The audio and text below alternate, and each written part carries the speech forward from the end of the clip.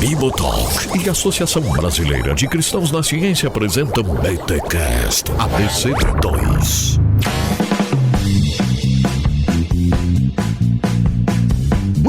Muito bem. Começa mais um BTcast ABC2, o de número 29. Eu sou o Rodrigo Bibo e hoje você vai ouvir um super papo. Gente, ficou um podcast, Jurássico, Cretáceo. Ficou grande, mas é porque o assunto pede muita cautela, muita atenção. Sim, vamos falar sobre dinossauros a partir da ciência, a partir da paleontologia e, claro, no final falaremos de dinossauros e Bíblia. Um papo muito bacana com Pirula, o meu xará Rodrigo e Victor Fontana. Fique com a gente aí porque é mais um BTcast da ABC2 em parceria com o Bibotalk. E galera, é o seguinte, siga as redes sociais da ABC2, elas estão aqui na descrição deste podcast em bibotalk.com, porque em junho vai acontecer algo muito legal na ABC2, mas para você ficar por dentro, siga as redes sociais da ABC2. O link está aqui na descrição deste podcast em bibotalk.com. O link,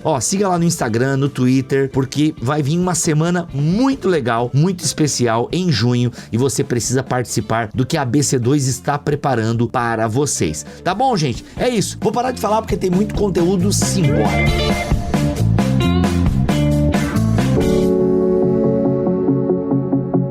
Gente, hoje um tema muito pedido aqui pra nós do Bibotalk, que é para falar sobre dinossauros. Quando é que vocês vão falar sobre dinossauros? Tem cristãos, inclusive, senhor Victor Fontana, que até falam, gente, eu acho que dinossauro não existiu, porque a gente não encontra dinossauro na Bíblia. Então, né, acho que tu já deve ter recebido perguntas desse naipe, né, Victor? Tipo, mas dinossauro existiu mesmo e tal? Como é que foi? Ou tu nunca recebeu, porque o pessoal é mais elitizado? Essa especificamente eu nunca recebi na internet. Já vi gente falando pessoalmente. Ah, então... Mas nunca... Pode ter sido que alguém tenha me mandado na internet e eu não tenha visto, né? Mas essa eu ouvi pessoalmente, pessoal mais antigo, geralmente. Isso, justamente. Porque esses crânios aí, eu acho que esses fósseis acho que são invenções da ciência, não sei o quê. Os dinossauros refutam a Bíblia, tipo, eu não entendi direito a pergunta, mas a gente recebe coisas do tipo assim, né? Essa pergunta eu até entendo, a gente pode tratar depois. Essa pergunta eu já ouvi mais vezes recentemente. Olha agora, aí. Que os dinossauros nunca existiram porque eles não estão na Bíblia, ou que nunca existiram de qualquer forma, é algo que eu já ouvi pessoalmente de pessoas mais velhas e gente mais simples e mais velha. Nada contra a pessoa ser mais simples, muito menos ser mais velha. Deixar isso muito claro. Mas é só o perfil de gente que falou comigo sobre isso. Na internet, pelo menos que eu tenha visto, ninguém nunca me perguntou. Legal. E, gente, pra falar desse assunto, é claro que a gente chama mais uma vez para estar aqui no BTcast falando sobre temas que envolvem ciência ou simplesmente o diálogo da fé e da ciência. Temos aqui o senhor Pirula. Seja muito bem-vindo mais uma vez aqui na Casa Bibotalk, Pirula. Agradeço muitíssimo, fico muito feliz sempre de ser lembrado. Demorou pra gente conseguir marcar umas 2 semanas aí que a gente tá tentando acertar a agenda aí, mas finalmente chegou o dia aí, então eu espero que vocês aproveitem, né? Uma oportunidade que eu tenho de poder falar de um assunto que eu adoro falar. Então vocês estão juntando a fome com a vontade de comer. Vocês querem saber o que eu quero dizer. Muito bom, aí sim. Pirula, tem pessoas que talvez não lhe conheçam, então Pirula por Pirula em rápidas palavras. Pirula por Pirula em rápidas palavras demora uns 10 minutos, né? Nossa, é verdade. Então, eu sou biólogo, sou formado em biologia, tenho mestrado e doutorado em zoologia, com ênfase em paleontologia. Estudei vertebrados fósseis, especificamente répteis fósseis, durante a minha pós-graduação. Eu trabalhei especificamente com crocodilos fósseis, né? Mas também tenho publicações com dinossauros e tenho um canal no YouTube há 10 anos, Se vocês forem olhar lá, vocês vão ver que ele tá há mais tempo, mas que eu comecei a alimentá-lo como um canal mesmo faz 10 anos, agora em 2021, e nele eu falo sobre várias coisas. Eu comecei falando sobre ateísmo, né? Sou ateu, e também depois comecei a falar sobre ciência e divulgação científica, ambientalismo também, e uma série de coisas, né? E entre outras coisas falo sobre fósseis, falo sobre dinossauros, com converso com as pessoas, tento passar um pouco do que eu sei, né? Então, e geralmente, quando as pessoas... geralmente meus vídeos são um pouquinho mais longos do que o digerível pela maior parte dos ouvintes do YouTube, então acaba sendo... Pirula, alguém me disse que você estava no Nerdologia. Essa notícia confere? Sim, eu fiz um episódio, já deveria estar escrevendo outro, na verdade, mas é que com a redução das atividades do Átila no que diz respeito à Nerdologia, né, por causa do aumento de Covid. Atividade. Isso, aumento de Covid também, infelizmente, né? A gente tinha feito já um Bibotalk com o Átila, né? Você lembra? Foi o primeiro que eu participei, sim, que o Átila participou junto.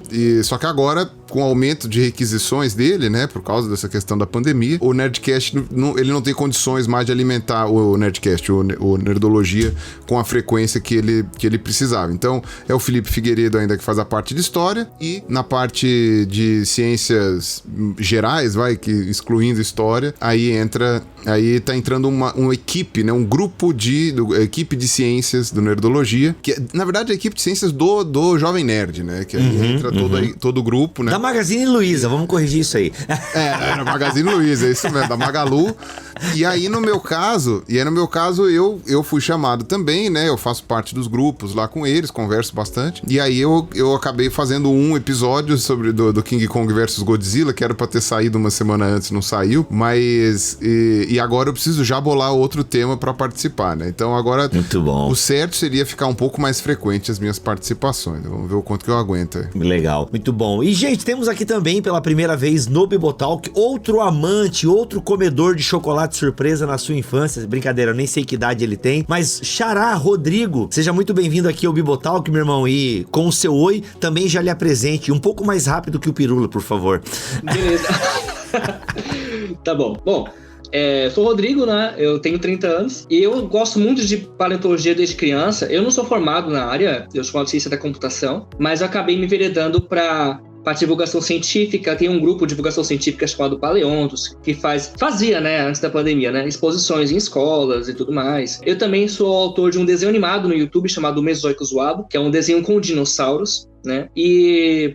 assim, eu tenho muita paixão pelo esse assunto, até pela questão também da relação entre ciência e fé também, é um assunto que eu gosto bastante. Então, resumindo, né, e trocando em miúdos, é basicamente isso.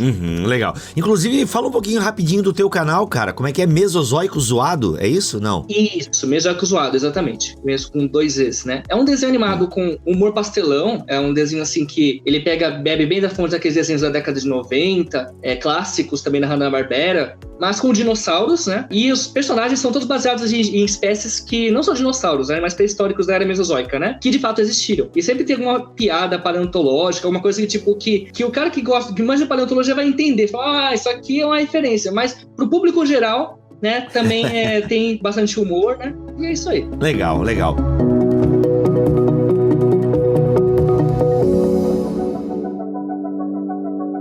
Gente, pra começar o assunto, eu só tenho uma pergunta. Pirula e Rodrigo, Jurassic Park é possível? Você conta. Fala aí. Então, do jeito que tá lá, não. Pronto, respondeu. Esse foi mais um podcast. Poxa, gente. Isso, sobe os créditos, assim, né? Na verdade, me chamaram a atenção que no Jurassic World, né, no primeiro, eles falam também sobre... Não é genética reversa. Engenharia reversa? Engenharia genética reversa, isso, ou seja, não seria só pelo âmbar lá do inseto com o sangue, mas seria também caçando os genes nos animais atuais para voltar para os antigos. Enfim, aí é mais difícil ainda. Tá, só porque é que Jurassic Park acho que marcou, e assim como o Chocolate Surpresa foi responsável, senhor Pirula, por essa paixão pelos dinossauros, eu não tenho dúvida que o Jurassic Park, já o antigão do Steven Spielberg, foi, né, também um grande responsável por muitas pessoas se despertarem para esse assunto dos dinossauros e por aí vai. Mas vamos falar de algumas coisas básicas sobre dinossauros. Só uma coisa que você falou, isso é visível até em gráfico. depois de 93, a quantidade de paleontólogos no mundo, sei lá, multiplicou por 10, sei lá quanto assim, foi assim, assustador. Claro, não exatamente depois de 93, mas tipo, você tem um intervalo ali de tempo e isso realmente foi sentido, né, no mundo todo. Então, realmente, isso daí fez diferença. Fez diferença. E foi impactante, né, cara? Acho que quem viu, eu não vi no cinema, infelizmente, mas eu vi numa TV 14 polegadas, mas quando aparece aquele, qual é o primeiro dinossauro que aparece? É um braquiossauro? Não lembro. É o de pescoção. É quando o cara tira o óculos assim, né? Então, isso.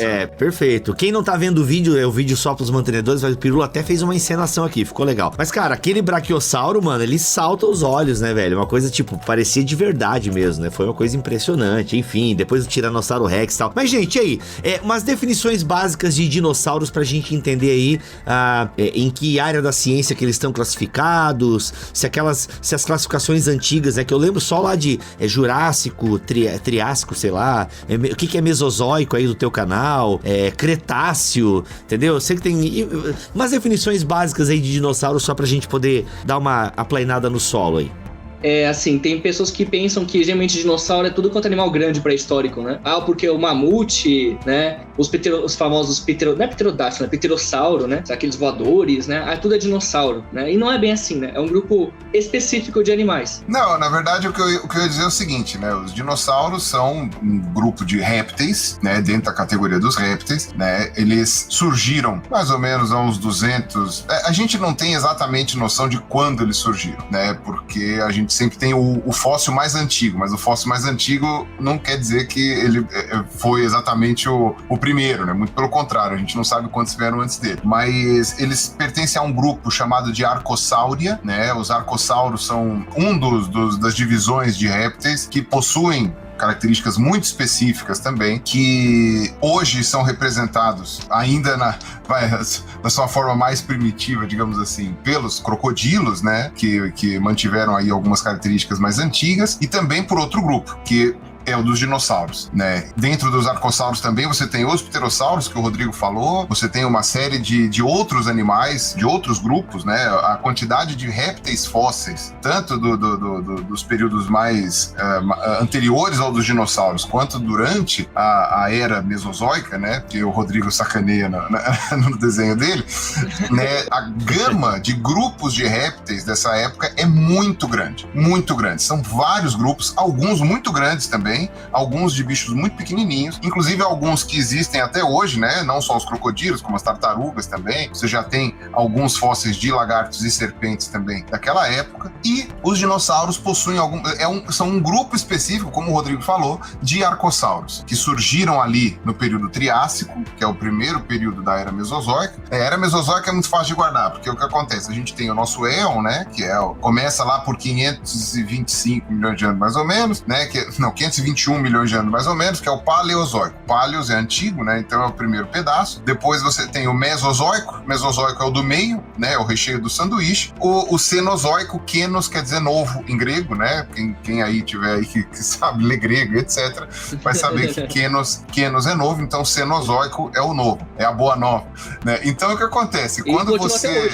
E o Cenozoico é onde nós estamos hoje. Eita, agora só uma pergunta, Pirulano, se tu continuar. E o que característica um zoico pro outro, né? A gente teve é a tragédia, é o fim, como é que é? Isso, geralmente assim, o que faz com que a gente consiga determinar as eras geológicas são os tipos de fósseis que estão nela, né? Então a gente tem uma divisão das eras geológicas desde muito antes das propostas evolutivas pela ciência, desde muito antes, talvez não tão antes assim, mas tem desde bem antes, até e também antes dos sistemas de datação radioisotópica e etc, né? Você já tinha uma percepção muito nítida de que a vida na Terra, no registro fóssil, se mostrava em bandas, né, digamos assim, e essas bandas pareciam se sobrepor sempre numa ordem bastante evidente ao redor do mundo, né, e com uma fauna e uma flora muito específica em cada um. E que em determinados pedaços, essa fauna e essa flora trocavam de uma maneira abrupta, entre aspas, no registro geológico, né? Passando por um período de intervalo em que quase não havia fósseis. E aí foi proposto já naquela época, né, que teria sido uma catástrofe que teria matado todos esses bichos, né, e substituído a fauna, né? Depois, aí com as datações, com estudos mais aprofundados de paleoclima, encontraram aí evidências de derramamentos de lava, de impactos de meteoritos e tudo mais em vários lugares, e aí você percebe que, na verdade, realmente esses intervalos se dão por extinções em massa, que a gente fala, né? Períodos em que acontece alguma mudança muito brusca no planeta, boa parte da fauna e da flora é impactada e morre, e aí o planeta é repovoado com outras formas, ou às vezes com as mesmas formas de vida, mas que sobreviveram ali e vão ficar um pouco diferentes, ou às vezes com novas formas de vida que ou não eram muito comuns antes da destruição, ou que vão surgir logo no comecinho depois da destruição. Então, é isso que dividem as eras, né? Então, o começo do nosso éon fanerozoico, né, quando começa a era paleozoica, há 521 milhões de anos atrás, é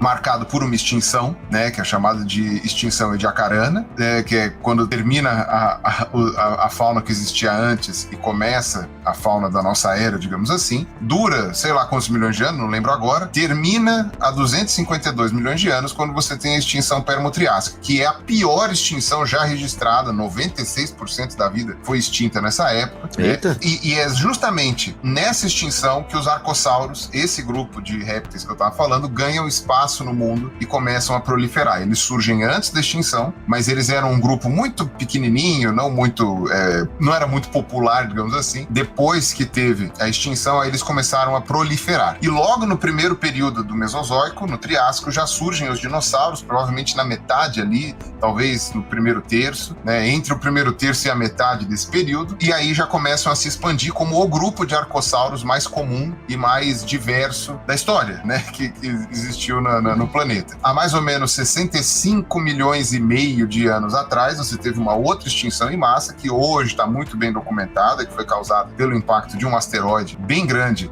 ali no Golfo do México, e esse asteroide causou a extinção de boa parte da fauna que existia, especialmente de animais grandes, né? Praticamente nenhum animal com mais de 40 quilos sobreviveu, e depois de um período que geologicamente, inclusive, você consegue detectar de um vazio, entre aspas, de fósseis, né? Na verdade, uma presença de fósseis, mas não muito comuns e pequenos, aí você começa a ter novamente o desenvolvimento de uma série de formas de vida, né? E aí é chamada de era dos mamíferos, digamos assim, porque aí os mamíferos, que eram uns grupinhos não muito comuns, quer dizer, eles eram comuns, mas eles não eram tão diversos e eram geralmente pequenos, passam a se diversificar bastante, etc. Tem vários estudos de como foi essa extinção, que grupos foram extintos e por quê, etc. Não sei se a gente vai chegar a entrar nesses detalhes, mas é basicamente esse tipo de coisa. E os dinossauros, você tinha perguntado, eles têm algumas características muito peculiares, porque geralmente você pode perguntar, então por que o mamute não é dinossauro, que nem o Rodrigo falou? Por que um Pterossauro, Isso. pterodáctilo, a gente conhece. Isso. Pô, ele não é dinossauro? Tá muito errado isso aí. Não é. Mas é um primo próximo. Entendeu? Na verdade, o que acontece, né? A zoologia, ela trabalha com diagnoses, né? Quando você vai estudar grupos, né? Você precisa de definições para esses grupos. A gente tem uma noção muito pequena disso no ensino médio, né? Para quem, enfim, teve isso no ensino médio, né? Ou fez o ensino médio, mas a gente tem uma noção muito pequena disso, mas a gente trabalha com diagnoses, ou seja, você tem grupos e esses grupos são categorizados por alguma característica que eles possuem, né? Que agora a gente consegue determinar, agora a gente trabalha no princípio de novidade evolutiva ou característica antiga do ponto de vista evolutivo. Então, quando surge uma característica nova e essa característica depois caracteriza um grupo, esse grupo ele passa a ter essa característica como diagnóstica, né? Então, os dinossauros têm as suas características diagnósticas, digamos assim. E é por isso que eles são dinossauros, né? E os outros bichos não são. Dentre essas características dos dinossauros, quase todos estão ligados à locomoção, porque uma característica muito relevante dos dinossauros é o andar ereto,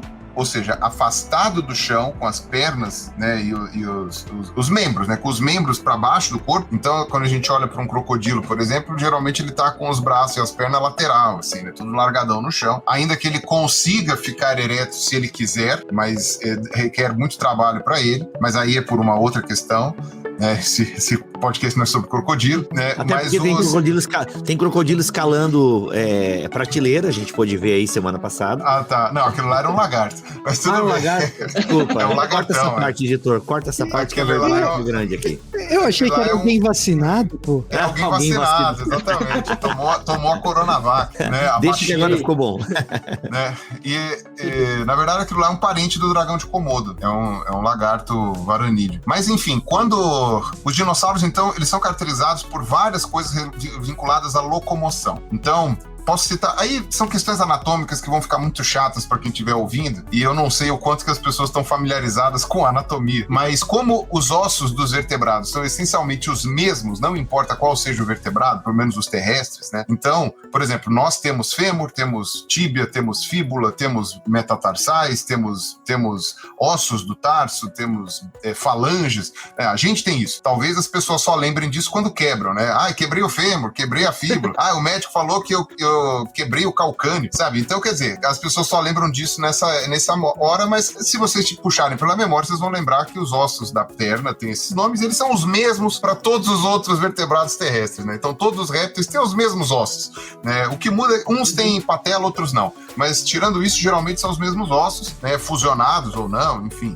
E os dinossauros, por andar, assim, todas as adaptações dos dinossauros é para andar ereto, para andar com os membros abaixo do corpo. Então, tem a ver com o comprimento dos metatarsos, o formato do fêmur. A bacia é muito relevante no que diz respeito aos dinossauros. Por exemplo, os dinossauros têm o que a gente chama de acetábulo perfurado, ou seja, a bacia é formada por 3 ossos, né? A nossa também é formada por 3 ossos. Você tem o ilho, o isquio e o pubis. E aí o que acontece? Entre esses ossos, no meio desses ossos, na junção desses 3 ossos, você tem o encaixe do fêmur. No nosso caso, o encaixe do fêmur ele é um soquete fechado, né? Ele é um soquete fechado, tanto é que às vezes a gente acredita que a gente não tem idade ainda para substituir a cabeça do fêmur, né? Mas um caso de uma pessoa que recentemente, uma pessoa da mídia, recentemente que precisou substituir a cabeça do fêmur e comentou sobre isso foi o PC Siqueira, né? Que, enfim, lamentavelmente aí foi envolvido em polêmicas bastante sérias, mas ele fez, né, a troca da cabeça do fêmur e aí isso envolvia você colocar um pino exatamente no encaixe ali na bacia. E isso só é possível porque você tem um fundo nesse buraco. Esse buraco ele tem fundo, ele não é furado, né? Ele é como se fosse um soquete. No caso dos dinossauros é furado, né? Ou seja, se o dinossauro precisasse substituir a cabeça do fêmur, ele provavelmente estava perdido, né? Ia mancar pro resto da vida, porque não tem jeito. Então isso é uma característica que os outros grupos não possuem. E é exatamente por essas características diagnósticas, né? E óbvio, né? Isso a partir do pressuposto meramente descritivo, né? Mas se você for levar em conta a questão evolutiva, a gente tem mais evidências ainda. Mas é exatamente por esse motivo que a gente pode afirmar com todas as letras que as aves são dinossauros. Porque elas possuem todas essas características de locomoção, todas elas. A perna de uma ave é essencialmente a mesma coisa da perna de qualquer dinossauro, tanto em proporções de ossos, quanto em disposição dos ossos, quanto em formato da bacia. É essencialmente a mesma coisa. As aves se locomovem, né, com os membros debaixo do corpo, né, exatamente como qualquer dinossauro carnívoro. Tá, ô Pirula e Rodrigo, desculpa eu bater na tecla de novo, mas se as aves são dinossauros, por que o pterossauro não é dinossauro? Porque ele não se encaixa numa dessas coisas que tu acabou de colocar, é isso? Ele não tem os membros, a anatomia dele é toda diferente. Na verdade, o que acontece? O ancestral entre dinossauros e pterossauros, eles são próximos, eles são grupos próximos. A diferença foi justamente o ambiente de vida, né? Então, o ancestral que viveu, né, em alguma floresta, a gente sabe que foi em florestas do Triássico, né? Um grupo era escalador de árvores, com quase toda certeza, né? A gente, obviamente, sempre tem aquela margem de dúvida, porque a ciência não é dona da verdade, né? E a gente depende muito dos fósseis que a gente encontra, mas ano passado, né, recentemente, um grupo de colegas descobriu, na verdade, que um grupo de répteis, de arcossauros, que a gente já conhecia e que possivelmente tinham hábitos arborícolas, estão próximos dos pterossauros. A gente já conhecia esses répteis, eles são aqui do sul do Brasil e da Argentina, mas eles eram meio quebrados, eles eram meio fragmentados, o pessoal não tinha preparado direito. Quando a gente fala preparar, é remover a rocha do osso, né? Separar a rocha do fóssil, que nem sempre é um processo simples, é um processo demorado e complicado, às vezes. E eles fizeram uma reanálise, fizeram tomografia, usaram toda a alta tecnologia aí que é disponível hoje e chegaram à conclusão de que eles estão mais próximos dos pterossauros. Então, o grupo dos pterossauros vem, provavelmente, de ancestrais que viviam em árvores. Então, pra gente pareceria umas lagartixas, entre aspas, né? Seriam uns bichos que subiriam em árvore e eles acabariam, sabe? Tipo, e aí a questão evolutiva do voo geralmente está associada com o planar, né? Então hoje, por exemplo, na Indonésia, você tem um monte de bicho que plana. Eles têm peles, dobras de pele, projeções laterais, não sei o que o bicho pula de um galho pro outro. O mínimo que você planar é melhor, porque você já é um pouquinho melhor, menor a probabilidade de você se estabacar no chão, né? Enquanto o grupo dos dinossauros continuou na Terra e se especializou em correr. Então, todas essas adaptações que eu falei pra você, na verdade, não só estão atreladas a colocar os membros abaixo do corpo, também estão atreladas a aumento de velocidade. Os dinossauros são um grupo que surgiu se especializando em andar rápido, em correr da maneira mais eficiente que, enfim, foi possível a anatomia deles aí evoluir. Então é por isso que eles são dinossauros, né? É uma questão, bom, a ciência que estuda isso chama-se taxonomia, né? Pirula, é uma questão de dividir. Tá muito errado a gente pensar, então, que o pterossauro é mais ou menos uma espécie de lagartixa que aprendeu a planar, assim como o esquilo voador fez com... O pterossauro tá para esses arcossauros que seriam quase como lagartixas, alguma coisa do gênero. Então, na verdade, eu usei o termo lagartixa bem entre aspas porque não tem nada a ver, mas o formato era parecido. Mas sim, seria mais ou menos como o esquilo voador. É muito provável que os morcegos tenham desenvolvido o voo do mesmo jeito, né? Pelos mesmos processos, né? E talvez no mesmo lugar, né? Porque lá no Sudeste Asiático é onde você tem os morcegos mais primitivos hoje, né? Que são aquelas raposas voadoras, etc. E dos grupos, né? Daqueles bichos. E você também tem, por exemplo, o que eles chamam de lêmure voador, né? Que é um bicho enorme, assim, que eles chamam de colugo, né? Em indonésio, tailandês, sei lá. Que tem uma membrana... O bicho é enorme. Recentemente até viralizou um vídeo dele bravo pra caramba, que ele apareceu na casa de alguém lá, sei lá, na Malásia, não lembro agora, no Sudeste Asiático. Bicho muito bravo. E eu fiquei com pena do bicho, porque na verdade aquele bicho tá apavorado, né? E as pessoas ficam mexendo com ele, talvez fosse até uma fêmea, não sei, que tivesse com um filhote em algum lugar, não sei. Eu sei que o bicho tava apavorado. E a reação de um bicho apavorado é tentar morder, tentar arranhar, etc. Mas não tá totalmente errado não, Vitor. Olha aí. Ô, Rodrigo, então, sintetizando o que o Pirula estava nos trazendo aqui, a gente tem no tempo dos dinossauros, usando aqui uma linguagem bem leiga, porque quando a gente pensa na era dos dinossauros, a gente imagina que só tem dinossauros na Terra, mas não, então dá pra entender que existiam outras espécies de animais no tempo dos dinossauros que também foram exterminadas e deixaram seus fósseis por aí, é isso? Exatamente, né? A gente tem uma grande biodiversidade, né? Que ela é meio que remanescente daquela extinção que o Pirula comentou, do Permiano, né? Onde 96% da vida foi exterminada e os 10% aí, sei lá, 10% que sobrou foram entre as protagonistas da era seguinte. Então você tem aí um aumento de biodiversidade no Triássico e os dinossauros são um desses grupos. Eles começam bem tímidos, na verdade, no Triássico.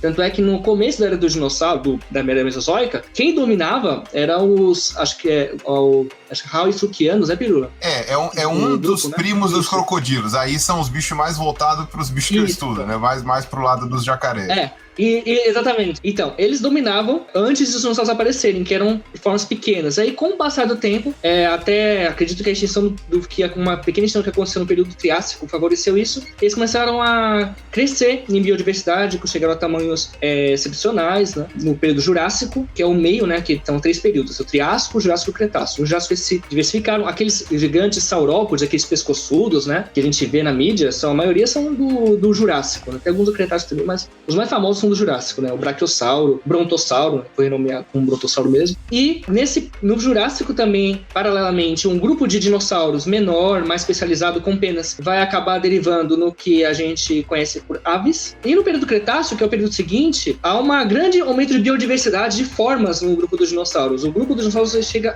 a se expandir de uma maneira incrível assim, na diversidade. Então tem aqueles dinossauros com chifres, com armaduras, né? O Tiranossauro Rex, por exemplo, ele é do Cretáceo. E aí, no final do Cretáceo, né, acontece a extinção que o Pirula mencionou, que acaba com eu não lembro o número exato agora, acho que é 70% da vida, se não me engano. 75, um pouquinho, 75, alguma coisa assim. Isso. E impactou mais o ambiente terrestre.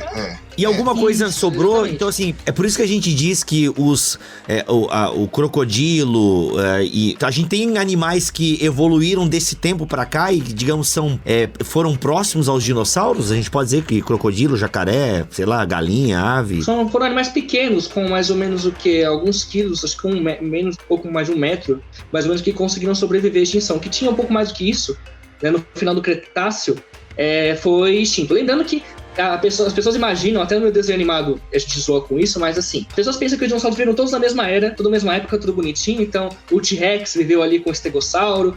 Não, eles viveram em períodos diferentes, né? Foram faunas diferentes. No final do Cretáceo, lembra que eu falei que tinha tido uma grande explosão de diversidade de dinossauros? No final do Cretáceo estava tendo meio que uma funilada na diversidade. E aí quando veio o meteoro, isso meio que foi um golpe de misericórdia. E o que aconteceu é que essa extinção acabou eliminando as criaturas de grande porte, né? E o que restou foram animais de pequeno porte que deram, inclusive os mamíferos, né? Que não eram tão grandes nessa era e foram dando origem E aí, assim como aconteceu lá na era paleozoica, né, que os sobreviventes da extinção do Permiano, do Permo-Triássico, deram origem à diversidade de vida que veio na era Mesozoica, aconteceu a mesma coisa. Os sobreviventes da era Mesozoica deram origem a toda a biodiversidade que a gente vê hoje em dia, na era Cenozoica. Ô, louco. E na verdade, quando a gente for ver, quando você chega no Mesozoico, talvez até metade do Mesozoico, uma coisa assim, você tem uma biodiversidade muito parecida com uma biodiversidade, eu tô falando em número de espécies, né? Era um planeta muito biodiverso, do mesmo jeito que a gente, com vários grupos, né? A gente foca muito nos vertebrados, porque eles têm aspectos que se assemelham mais a gente, né? A gente não consegue identificar melhor o olho, boca, nariz, essas coisas, né? Mas a maior parte da biodiversidade e sempre foi de invertebrados, né? E você já tinha vários grupos, na verdade, quase todos os grupos de inseto no Jurássico, você tinha aracnídeos, você tinha crustáceos, você tinha, enfim, uma série de grupos de invertebrados, todos eles já existiam naquela época, né? Talvez um ou outro vão surgir só depois.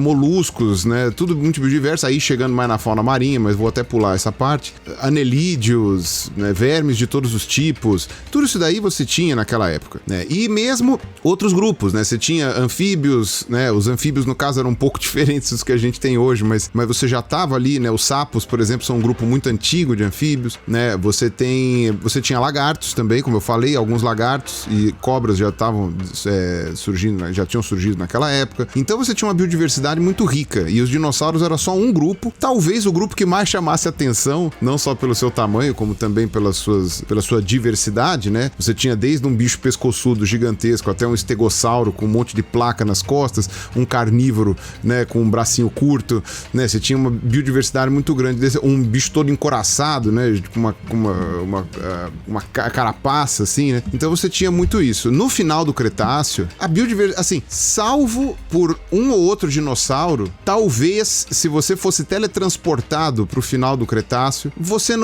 ia demorar um pouco pra perceber que você tava no Cretáceo. Você ia, sabe, se você fosse teletransportado pra uma área de campina, uma área, sei lá, uma borda de floresta no Cretáceo, você ia chegar e falar, bom, tá, tô numa borda de floresta. Se você não for um botânico, se você não for um zoólogo pra perceber que talvez os insetos estejam um pouquinho diferentes, as plantas sejam um pouco diferentes, você ia achar que estava no mato normal, né, sei lá, já tinha grama, já tinha coisa, já tava tudo muito parecido. Você ia perceber realmente que você não tava em alguma floresta atual quando você se deparasse com algum dinossauro ou com algum pterossauro. Tirando isso, provavelmente você não ia achar tanta diferença. Então, os bichos que foram extintos foram os grandes, né, como eu disse e como o Rodrigo também falou. E muito possivelmente foi uma extinção seletiva por ecossistema. Aparentemente, quem sobreviveu à extinção do Cretáceo Paleógeno, né, essa extinção do asteroide de 65 milhões de anos, quem sobreviveu eram bichos que viviam em ambiente de água doce, né, quem sobreviveu não, tipo, quem sofreu menos impacto, que foi mais fácil, eram bichos que viviam em água doce ou que viviam em orla marinha, em alguns lugares do planeta. Então, por exemplo, os fósseis de ave mais antigos que a gente tem do período depois da extinção, eles são aves com aspecto de bichos como se fossem gaivotas, né?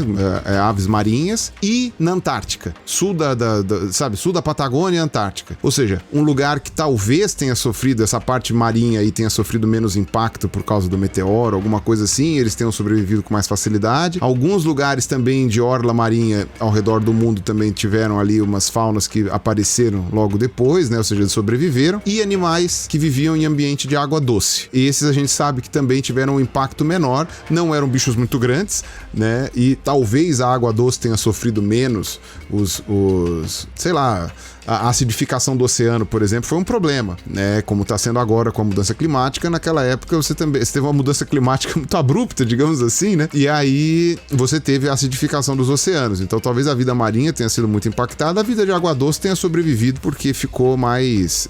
tava mais num ambiente que, enfim, deu um pouco mais de sorte, digamos assim. Então a gente sabe que teve essas extinções. E aí o que acontece? Do grupo dos dinossauros, as aves foram as que sobreviveram, né? Como eu falei pra vocês, foi um grupo. Você tinha outros grupos de aves que hoje estão extintas, né? Que morreram naquela época. As aves que viviam em ambiente florestado morreram. Na verdade, quase todos os bichos que viviam em ambiente florestado morreram, salvo talvez invertebrados, né? Invertebrado aí, inseto. Inseto sobrevive a uma cacetada de coisa, né? Inseto barata, é impressionante. Deus barata nem sentiu, né? Barata, né? O seu barato chegava do trabalho assim e falava assim: nossa, aconteceu alguma coisa lá fora que tá esquisito, mas eu não sei o que é. Ai, querido, você sempre fica cismando com as coisas, né? Tipo, as baratas não estavam nem aí, né? E aí o que acontece? Quando teve essa coisa, então você teve uma destruição das florestas, inclusive por causa de incêndio, né? A queda do meteoro com certeza gerou ali, né? Uma questão de incêndios muito forte, e várias aves que viviam nesses ambientes morreram também. Então, quer dizer, essa extinção, ela pega os grupos, né? As plantas sobrevivem por quê? Porque as sementes conseguem, às vezes, aguentar muito tempo. Não é hibernação que chama, mas um torpor, né? Uma coisa assim. Elas conseguem aguentar e germinar, sei lá, às vezes 100 anos depois, 200 anos depois, né? O pessoal consegue ter caso de semente aí que germina não sei quanto tempo. E esses animais que sobreviveram em lugares muito específicos. Né? Então, e aí os mamíferos estavam entre eles, né? Então a gente perde. Você tem linhagens de mamíferos do Cretáceo que foram extintas também, né? O pessoal fala, os mamíferos surgiram e tal, não sei o quê. Não, eles foram extintos também. Sobraram algumas linhagens de mamífero, que são as que temos hoje, né? 3, na verdade, das linhagens que sobreviveram, que são as que a gente tem hoje, que são os monotremados, né? O ornitorrinco e a equidna, os marsupiais e os placentários, né? E das aves você teve um grupo. Um grupinho só que sobreviveu. Provavelmente esse grupo de aves marinhas da Antártica ali, né, que viviam ali naquela região. Na época a Antártica era fria, mas não era congelada. E elas é que se espalharam pelo mundo depois, né, formando essa biodiversidade incrível. E elas ficaram biodiversas, elas e os mamíferos, porque de fato o planeta ficou vazio, entre aspas, de vida terrestre. E os primeiros ambientes que surgiram foram ambientes de campos, né, ou seja, ambiente com quase nenhuma árvore, né, porque tinha morrido tudo, até as árvores voltarem, demorou alguns milhões de anos, na verdade, as árvores em florestas, né, em quantidade de florestas, e depois você teve uma biodiversidade aumentando quando voltaram os ambientes florestados, voltaram essas coisas, tal. Então é tudo uma coisa gradual e tudo tem que ser enxergado, né, por grupo, digamos assim, né. Então é a mesma coisa com o estudo de história, por exemplo, né? A mesma coisa com o estudo de história. E se você, por exemplo, vai pegando uma coisa muito, muito, muito polêmica, se você mora na gringa, né, e vem... Ou melhor, não, vou fazer o contrário, voltar pra cá. Se você conhece um venezuelano, até alguns anos atrás, agora eu não sei como é que tá, mas até alguns anos atrás, tinha 50% de chance de você pegar um venezuelano, se você encontrasse um na rua e perguntar sobre política, dele ser um defensor do Hugo Chávez, e 50% de chance dele detestar o Hugo Chávez. Na época do Chávez que tava vivo, né? Tipo, a princípio você tinha esse 50%. Se você tem a sorte ou azar, não sei, enfim, cada um entenda como quiser, de conhecer 5 venezuelanos, esses 5 venezuelanos são os que vai defender o Hugo Chávez, na sua cabeça você vai falar, nossa senhora, cara, Venezuela ama o Hugo Chávez, tal, não sei o que. Não, você tem a sua amostragem de 5 mané que você não sabe nada, entendeu? As pessoas que eu conhecia que só conversavam com o pessoal de esquerda, por exemplo, ficaram embasbacados quando ganhou o Bolsonaro. E aí você fala, meu Deus, você tava fechado na tua bolha, acontecia isso, né? Então, o exemplo que a gente pode dar, voltando agora pra temática, é que não existem, as coisas não são uma só. Então, os répteis do passado, né, eles não eram só de um grupo, eles eram de vários grupos, como são hoje, né? né? Hoje você tem vários grupos de répteis. Tecnicamente as aves são um deles, né? Porque elas são dinossauros, né? Então elas são um dos grupos de répteis, né? E aí é por isso que você tem que compartimentar, né? Essa coisa, né? Tipo, o compartimentalizar, não lembro agora. Mas enfim, que os dinossauros são uma parte muito específica e depois da extinção as aves são o grupo de dinossauro que sobreviveu. Legal.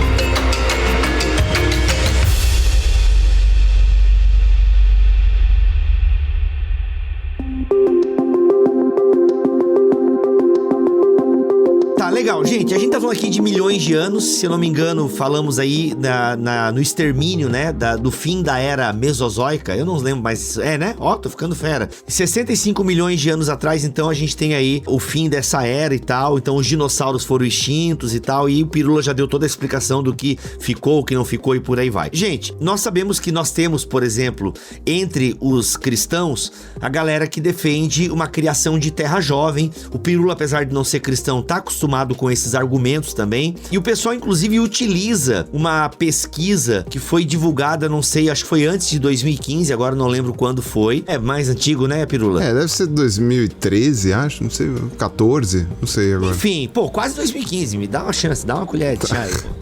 Aí, e a Mary Schweitzer, que eu acho que até ela é paleontóloga, tudo trabalha com isso, acho que é paleontologia molecular, é a área dela, e ela descobriu o tecido mole, eu acho que esse é o nome que se dá, depois vocês me corrigem aí. Mas, ou seja, ela descobriu uma parada que, se é 65 milhões de anos, como é que pode ter tecido mole aqui e tal? E é um argumento muito utilizado por criacionistas, apesar da própria Mary não ser uma criacionista de terra jovem, ela é uma criacionista, como qualquer cristão, mas ela aceita a teoria da evolução, né? Mas muitos criacionistas de terra jovem pegam esse argumento da Mary Schweitzer, que eu fiquei sabendo dele graças ao Thiago Garros, que compartilhou lá no Twitter dele, e falou, olha, gente, inclusive, quando ela serrou o osso, sentiu o cheiro de podre, né? A galera até dá uma, né? O Pirula tá fazendo uma cara aqui. Isso é o argumento, não é dela, gente. É o argumento que os defensores, né? Os defensores da terra jovem, no afã de querer expor, falou, olha, e ela sentiu até cheiro de podre e tal. Ela não, obviamente que ela não sentiu, e inclusive até ela levanta, né? Ela contou pro Thiago Garros que num episódio que ela tava numa igreja, o pastor falando, irmãos, a criação, a prova de que a criação é jovem, de que a terra é jovem, de que os dinossauros viveram com a gente, entraram na Arca de Noé, inclusive, é que tem aí, agora uma cientista achou tecido mole, ou sei lá qual que é o nome disso, e ela achou, e ela se levantou e foi embora, porque ela tava na igreja, inclusive, isso ela contou pessoalmente ao Thiago Garros. Mas enfim, Pirula, Rodrigo, temos essa descoberta científica, né? Foi publicada. Como é que a gente explica isso, né? Vocês estão falando em 65 milhões de anos e tal, mas como é que a gente explica esse tecido mole, ou seja lá qual é a palavra certa que eu não tô sabendo usar aqui agora? Vai lá, Pirula. Eu só queria comentar uma coisinha antes, aí eu não sei nem se vocês vão querer deixar no podcast, alguma coisa assim. Se tu não falar palavrão, a gente te deixa. Eu tento... Não vou falar palavrão. Nesses meus, quase 20 anos de debate aí, tá uns 18, 19 anos de debates entre criacionistas e evolucionistas, digamos assim, eu coloquei um princípio de demarcação do termo criacionista, porque confunde muito as ideias do que cada um defende. Então, por exemplo, eu costumo dizer que criacionista é quem acredita em algum mito de criação. Não precisa necessariamente ser o Gênesis da Bíblia, mas pode ser também, sei lá, de qualquer outra religião. Por que o Enuma Elish, vai. Isso, pode ser o Enuma Elish, o Popol Vuh, não sei, qual que quiser, como é que é o nome lá? O Zendavesta, né? Agora, a questão é a seguinte, eu falo isso por quê? Porque você tem, por exemplo, criacionistas de terra antiga que não aceitam a evolução. Eles falam, não, a Terra tem bilhões de anos. Beleza, não, as datações radioisótópicas estão certíssimas, não tem o que questionar, mas a evolução é mentira. Então, quer dizer, você acaba tendo uma sobreposição aí. Você tem os criacionistas de terra jovem, né? A Terra tem entre 10 e 6 mil anos, e você tem o criacionista dia-era, que eles chamam, né? Ou seja, que cada dia do Gênesis é uma era geológica, mas a evolução é mentira. Na verdade, cada uma das extinções em massa foi Deus criando, fazendo os testes, né? De que fauna que ia ser a mais adequada, alguma coisa assim. E então, quer dizer, você tem vários desse tipo. Então, geralmente, quando o criacionista, quando o cristão, ou enfim, o religioso aceita a evolução, eu já não chamo mais de criacionista, só pra não ter só pra evitar a confusão de termos aí, né? Então, eu não chamaria ela, eu prefiro chamar assim de evolucionista teísta, digamos assim, que eu acho que seria o menos confusão possível, né? Qual é o termo que a gente gosta de usar na ABC2, Victor? Tu lembra? É não é o evoteísmo, né? Criacionismo evolucionário. Evolucionário, isso. Criacionismo evolucionário. Um evolucionista teísta, ele é basicamente alguém que crê na evolução e na existência de algum Deus. Ponto. E a ideia de um criacionismo evolucionário é a ideia de uma criação por parte de um Deus que usa a evolução ou que permite a evolução, se você quiser. Mas de qualquer forma, é bem-vinda a divisão das categorias, porque de fato existem superposições, existem intersecções até mesmo. Sim. Então, de fato, às vezes, os grupos de pessoas aí nos confundem. E são mais comuns em algumas denominações, né? Então, eu sei que, por exemplo, o criacionismo dia-era, ele é mais comum entre judeus ortodoxos e o criacionismo de terra antiga, eu acho que é comum em Testemunho de Jeová, eu não lembro, eu vou falar bobagem aqui. Eu sei que o criacionismo de terra jovem é o Avedete, porque é o que entram os adventistas do sétimo dia e, enfim, todas as outras vertentes ali que são mais comuns, né? Que são mais... presbiteriano também, né? Acho que é o mais comum também entre essas vertentes. São mais numerosas, né? Tem mais pessoas, né? Tá, e voltemos à pergunta, então, a descoberta da Mary Schweitzer. Então, vamos lá. Primeiramente, quando aconteceu a publicação dessa descoberta, às vezes acontece de o jornalista que não tem um conhecimento aí científico, ele pega e traduz o termo do inglês para o português, o termo em inglês é soft tissue, e aí traduzindo para tecido mole. E aí, o que parece, né? Quando você lê que é tecido mole, do jeito que descreve, dá a impressão que os caras pegaram, marretaram um osso de dinossauro e começou a jorrar sangue, algo assim. E não é nada disso, né? Na verdade, é tecido não resistente.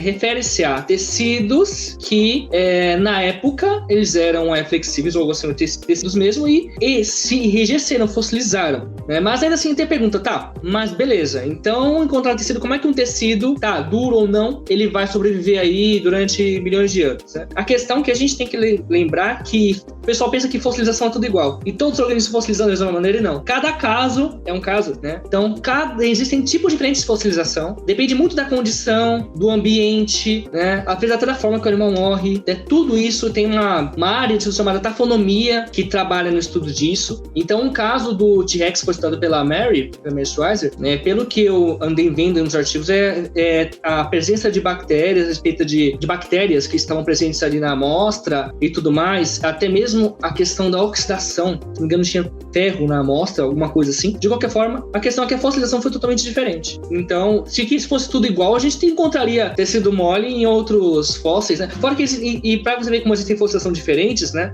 Também tem um caso muito interessante que eu queria mencionar, que é do anquilossauro, o nodossauro, que foi anunciado recentemente também, para ver o mesmo caso da mídia lá, falar, olha só, encontraram dinossauro com pele e tudo mais, né? Inclusive até deixei aqui reservar para mostrar, não sei se vai dar para ver aqui, quem estiver assistindo no vídeo vai ver. Isso aqui é uma réplica de crânio de anquilossauro, feita em impressora 3D, tá? No escalão para 3. E ele tem aqui parte da carapaça preservada, tudo direitinho. Para quem bate o olho e fala, caramba, preservou com tecido, olha, com pele. Como é que isso aqui se preservou? Isso aqui é osso duro, tá? Isso aqui é uma carapaça óssea que ele tinha. Então os anquilossauros tinham quase um cofre no crânio, né? Eles tinham os ossos bem fundidos, até que unificados, né? Fusionados, que a palavra fundidos vai ficar meio esquisito. Mas o termo... Até porque fundir é derreter, né? Então até é mais adequado fusionar, né? Até mais, né, etimologicamente. Então anquilossauro significa réptil fusionado, né? Porque os ossos são fusionados, eles são todos assim intrínsecos de uma maneira que é como se o bicho tivesse uma caixa forte na cabeça, né? Um cofre mesmo, onde protegia tudo mais. Então vai se fossilizar mesmo, parecendo que ele tá ali. É o caso ali. Então, cada caso é um caso. Você tem fósseis, por exemplo, do período cambriano, do começo da era paleozoica, que você vê as partes moles ali, que não são moles, claro, reservadas ali, né? Mas por quê? Por conta da condição de fossilização que teve baixa nação e tudo mais que permitiu essa fossilização, né? Então é basicamente isso, cada caso é um caso. Agora só dando uma complementada, o Rodrigo já falou muito bem, mas basicamente não existe uma regra dizendo que tal coisa não pode se fossilizar, né? Não existe uma lei da física falando não dá pra fossilizar isso. É mais comum você encontrar fósseis das partes duras, que a gente chama de parte dura, é basicamente o que tem cálcio, né? A parte calcificada. Então são conchas de moluscos, é o exoesqueleto dos artrópodes, são os ossos dos vertebrados, né? É mais fácil preservar, por quê? Porque é duro, a decomposição é mais demorada, então sabendo que o processo de fossilização geralmente envolve o soterramento e tal, é mais fácil de preservar o que é o material duro. E por que é duro? Porque tem cálcio. Sendo um material mais enrijecido, também ele mantém um pouco melhor a forma durante esse processo de fossilização. Então a gente espera encontrar no registro fóssil concha, carapaça ou esqueleto. É isso que a gente espera encontrar. Só que as condições de fossilização às vezes permitem, né? Por exemplo, na tafonomia que o Rodrigo falou, né? Quem desenvolveu a ciência tafonomia foi um russo chamado Efrimov. O Efrimov, ele ia pro meio da Sibéria lá, ele parava, ele via, sei lá, morreu um iaque. Morreu ali. Ele sentava com um caderninho do lado e ele ficava anotando o que acontecia depois que ele morreu. Veio um abutre e arrancou o olho. Veio um lobo e arrancou as tripas. Veio não sei o que, babá. A pele congelou. A coisa... Ele ia anotando até ficar só o esqueleto. E aí, de vez em quando, desmembrava o esqueleto. Os animais carniceiros desmembravam o esqueleto. Às vezes, enterravam um pedaço e tal. Então, quer dizer, se o bicho, por exemplo, ficou morto na terra antes de ser enterrado, por exemplo, né, ficou morto na superfície, só o que vai ser enterrado é o esqueleto, porque não tem mais nada ali para ser enterrado. Se o bicho morreu e foi enterrado logo na sequência, a chance de preservar alguma coisa que a gente chama de tecido mole, ou seja, pele, pena, pelo, órgão interno, essas coisas é um pouco maior. Agora, uma coisa louca nesse estudo, né, que vocês falaram aí desse tecido, né, do T-Rex, é que você não tá falando ali de você ter você tem parte da composição molecular que é a mesma, porque você também não diz que... Tipo, você tem, por exemplo, né, hemoglobina. Hemoglobina tem um átomo de ferro ali dentro, certo? Hemoglobina todo mundo tem, né? Às vezes você precisa comer ferro na sua dieta porque você tá com baixa hemoglobina, etc e tal. Pra montar a molécula da hemoglobina, você precisa de um átomo de ferro ali. Tanto é que, quem lembra, né, o famoso filme do X-Men 2, né? Como é que o Magneto sai da cadeia, né? Que a Mística injeta ferro no coisa, a ponto de ter uma quantidade de átomos de ferro que ele conseguia manipular, esvaziando o cara, né? Maravilhosa essa cena. Então, quer dizer, você consegue achar os átomos de ferro em determinados fósseis. E por que isso? Porque o ferro não vai evaporar, o ferro não vai sumir. É um átomo de ferro, ele vai estar lá. Então, alguns elementos são substituídos em vários processos de fossilização. Alguns elementos não. Alguns ficam ali. E, às vezes, o formato de algumas estruturas podem se manter. O que foi uma surpresa para todo mundo, e foi encontrado acho também no chifre de Triceratops, alguma coisa assim, é o grau de estrutura, né, de preservação da estrutura, né? Mas é aquilo, né? Não tem uma data que você chega e fala assim, não, pera lá, 5 milhões de anos já era para isso aqui ter se destruído. Então, ó, vocês, por favor, os responsáveis aí vão lá e arregaçam aquele fóssil, porque não tá certo. Não tem uma regra, né? Às vezes deu certo, né? Assim, dadas as condições corretas, né? Pode acabar se preservando, né? Como foi bem mencionado. Não é também o tecido orgânico que tá ali. Você vai encontrar o DNA do bicho ali, né? Aliás, é importante mencionar que o que a gente tem de fóssil, por exemplo, da era mesozoica, da era paleozoica, é rocha. Basicamente, é rocha mesmo, tá? Não tem coisa orgânica ali, tá bom? Você vai, por exemplo, um fóssil, sei lá, da era do gelo, que é mais recente. Olha, tem uns casos que você pode encontrar alguma coisa orgânica, assim, né? Por isso que permite a datação do carbono 14 para fósseis com mais de até 70 mil anos, né? Depois disso não dá mais, porque você tem carbono 14 ali e tal. Mas assim, o fóssil, tipo, vamos pegar aqui, isso aqui é um pedaço de tronco fossilizado que eu tenho aqui. Você não vai encontrar nada orgânico aqui. Não tem. Isso aqui é rocha purinha. Não tem como você aplicar por exemplo, a datação de carbono 14, que considera a questão orgânica do ser vivo num fóssil, por exemplo. Então, aquele T-Rex, você não vai encontrar, tipo, DNA, alguma coisa que dê, por exemplo, pra você clonar, por exemplo, um dinossauro. Não é assim, são vestígios, né? Então, agora, assim como aqueles exemplos que eu mencionei. Agora, você pode achar os átomos. As moléculas orgânicas você não acha. Mas, por exemplo, cálcio. O átomo de cálcio você consegue achar ali, entendeu? E isso a gente sabe que tem. O que muita gente estuda, às vezes, e teve, por exemplo, tem uma vertente do laboratório aqui da Geociências, da USP, que estudou isso daí, foi sobre o paleoclima da Antártica durante o Cenozoico, que é essa era que a gente vive agora, né? O Cenozoico, né? Que foi uma expedição antártica pra lá, uma época que você teve, né? Várias expedições científicas brasileiras pra Antártica, né? Foi um acordo que tinha sido fechado. Tinha a base Almirante Ferraz lá, que depois pegou fogo, reconstruíram, etc. Essas expedições pra Antártica recolheram vários fósseis, especialmente marinhos, né? Conchas, fósseis de invertebrados ali, né? De sedimentos marinhos. Sedimentos marinhos, não quer dizer que eles estavam no mar, mas sedimentos que um dia foram marinhos, né? Mas que estavam ali, né? Na Antártica você não tem muito pra onde escavar, né? Você tem que ser onde não tem gelo, né? Então você não tem aquela gama de lugar pra escolher. É onde acharam o Megatron também, não é? No mesmo lugar que acharam o Megatron. Desculpa. E aí levaram isso, e aí você tem estudos, por exemplo, de isótopos estáveis, que a gente chama. Então o que acontece? Você tem tem que falar um pouquinho de química, não tem muito como fugir disso, porque é a maneira como a ciência descobriu de fazer alguns estudos, né, principalmente sobre idade e sobre o ambiente da época, né? Então a gente usa isótopos tanto para datar os fósseis, as rochas no caso, quanto também a gente usa isótopos para calcular o paleoambiente, né, que a gente chama, né? Ou seja, o ambiente antigo em que essas criaturas viviam, né? E os isótopos, o que ele é um isótopo? Para quem nunca estudou química, etc e tal, a matéria, ela é composta de átomos, né? E pelo menos isso a ciência já estabeleceu razoavelmente bem.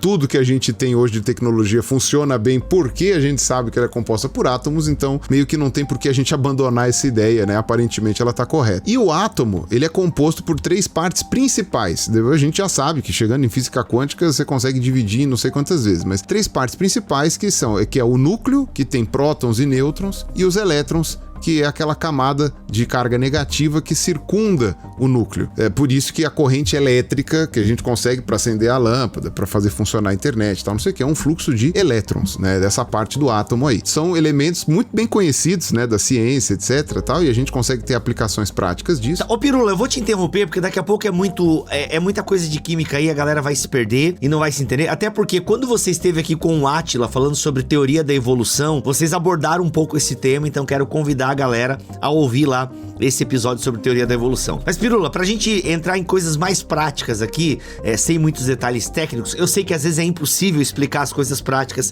sem os detalhes técnicos, mas a pergunta é, seres humanos, Homo sapiens, conviveu com dinossauros? Depende. Que bacana, gente. A ciência é um amor. Porque você tem os dinossauros, que as pessoas identificam dinossauros como animais que de fato não estão... O ser humano tem uma diferença aí de no mínimo 65 milhões de anos de um pro outro, né? Mas se você for levar em conta que as aves são apenas mais um grupo de dinossauros, 100% dos seres humanos conviveram com dinossauros.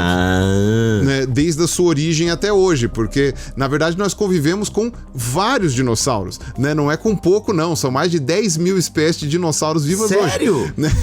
Então, é bastante coisa. Pra resumir, né, basicamente o pessoal considera que existem dinossauros não avianos, que são os que a gente conhece, assim, mais conhecidos na mídia, né? São os que estão estados pelos fósseis, e os avianos, que são as aves. Então, trocando em miúdos, o ser humano não coexistiu com os dinossauros não avianos, mas convivemos até hoje com os dinossauros avianos. Comemos até alguns dinossauros avianos, não é verdade? O que a gente come? Galinha? Frango? Frango? Caraca, eu tô jantando. E que inclusive dinossauro é a carne mais barata no mercado aí hoje, então. Tá vendo? Olha só, fala isso é uma coisa bem... Não, mas a verdade é essa, né? Então, o grande ponto, na verdade, eu não sei exatamente aonde que surgiu essa ideia. Eu acredito que tenha sido, na verdade, a princípio de uma ignorância dos primeiros roteiristas de filme, de séries, ou até de autores de livros, tal, não sei o que, no começo do século XX, final do século XIX, quando os dinossauros começaram a ficar minimamente midiáticos, que eles enxergavam o museu como sendo um amontoado de coisas antigas e aí colocavam o dinossauro junto com o mamute, com o T-Rex, com não sei o que, e colocava tudo junto, e com o Homem das Cavernas e etc. Acredito que no começo tenha sido uma questão mais de ignorância mesmo dos produtores de material para entretenimento. E aí o que acontece? Você também tem o lado do pessoal criacionista, né? Que acaba colocando ali a sua visão, falando, não, pra gente faz sentido dinossauros e humanos coexistindo, então vamos colocar todo mundo junto lá no mesmo grupo, né? Então os Flintstones, na verdade, são um desenho bastante criacionista, se você for levar em conta, né? A forma como eles estão...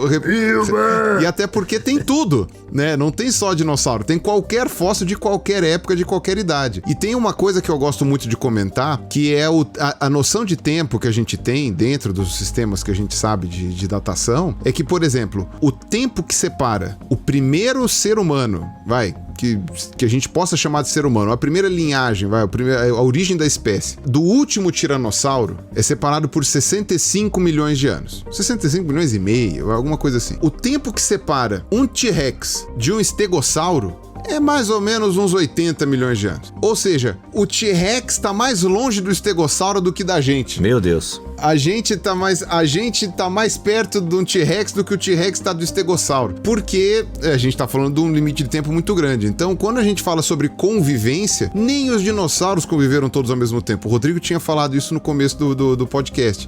Nem os dinossauros, nem qualquer outra forma, né? Por exemplo, você pega os bichos da Era do Gelo. O próprio desenho Era do Gelo, ele mistura bichos de várias épocas diferentes do Cenozoico e regiões geográficas diferentes também, né? Então, quer dizer, ele faz uma maçaroca, né? Fazendo um paralelo, ele coloca canguru na América do Sul, né? Fazendo uma... Não é isso que ele faz, mas ele coloca, sabe, uns bichos nada a ver. Eu não vou lembrar agora detalhes do desenho, que eu vi faz muitas décadas, mas eu já não sei mais como que era. Mas eu lembro que o próprio Cid não devia ter convivido com o mamute. Era uma coisa assim, maluca. E as idades também, né? Então, eu tenho uns rinocerontes que eles colocam lá, que viveram, sei lá, 3 milhões de anos antes, 5 milhões de anos antes dos mamutes. Então, quer dizer, os bichos mesmo, cada pedaço, né, das eras geológicas tem uma fauna diferente. Então, não é uma coisa assim, toda amontoada como as pessoas costumam pensar, né? As pessoas leigas costumam pensar. Sim, inclusive, outra mídia aí que existe também, que mistura todos os animais numa mesma era, mesma posição geográfica, é o meu desenho animado. Só que é por zoeira mesmo. O Mesozoico zoado, ele coloca todos os dinossauros na mesma era, tudo junto. Mas o próprio nome já fala, Mesozoico zoado. Então tem uma liberdade poética aí. Uma licença poética. Em outras palavras, se você quiser decorar ser humano convivendo com dinossauro, é o seguinte: KFC, legal, ser humano convivendo com dinossauro. Brontoburger, não tem, só uma Muito bom, muito bom.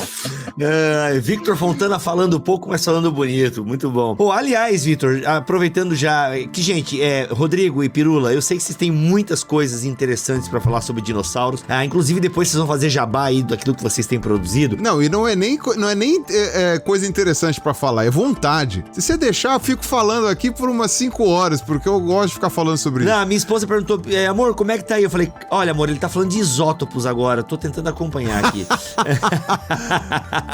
Tá, desculpa por isso, eu dei uma viajada aqui. Mas normal, mano, mas podem... isso mostra a tua paixão pela parada, né, mano? Isso é muito legal, isso é bem louvável mesmo, de verdade. Ô, Rodrigo, até já que a gente tá aqui no off-topic, você tá mostrando umas paradas aí, mas você comprou da editora Planeta ou isso aí é real mesmo? O que é isso aí que você tá mostrando pra nós, cara? Então, isso aí é um acervo particular que eu uso no projeto de divulgação científica, a gente faz exposições itinerantes, né? É claro que com a pandemia a gente não tá fazendo mais, mas a gente fazia isso, levava...